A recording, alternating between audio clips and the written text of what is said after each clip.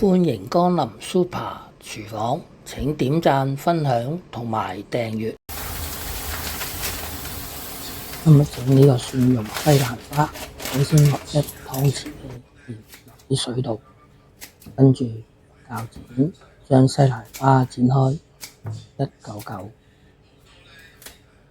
跟住浸鹽水大約5分鐘。點解要做呢個動作呢？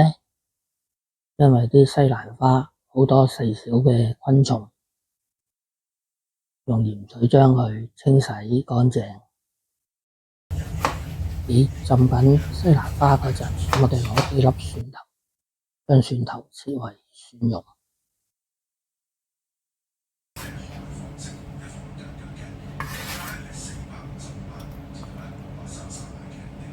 啲西蘭花都大約浸咗半個鐘啦，咁我將西蘭花清洗乾淨，少少紅蘿蔔裝飾，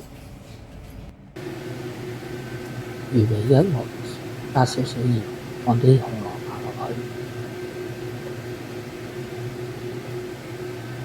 再放入西蘭花，將佢撈勻，煮佢大約1分鐘，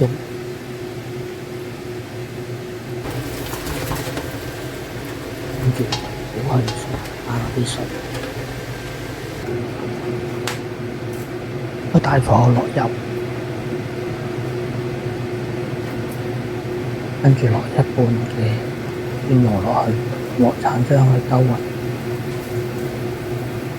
聞到啲蒜蓉嘅香味啦，跟住我哋就放埋啲西蘭花落去，將佢炒一陣，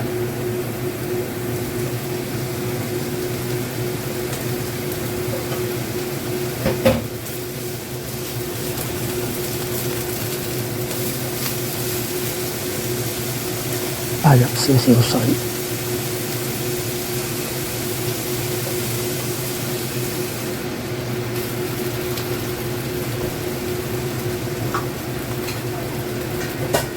跟住就冚蓋佢大約2至3分鐘。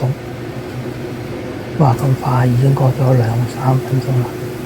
咁我哋就打開個蓋，用鑊鏟將佢兜勻。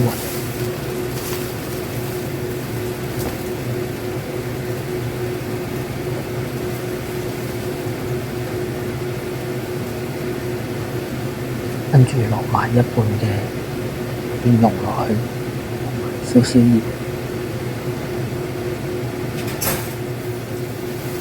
再用鑊鏟將佢兜勻，搞到啲西蘭花都差唔多收乾水啦。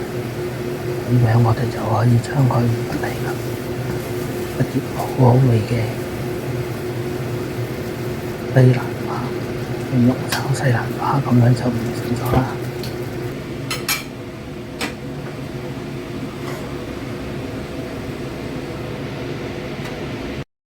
睇完片之後記得俾 like、分享同埋訂閱。我仲有大量嘅煮餸影片，可以登入下邊 info box 參觀。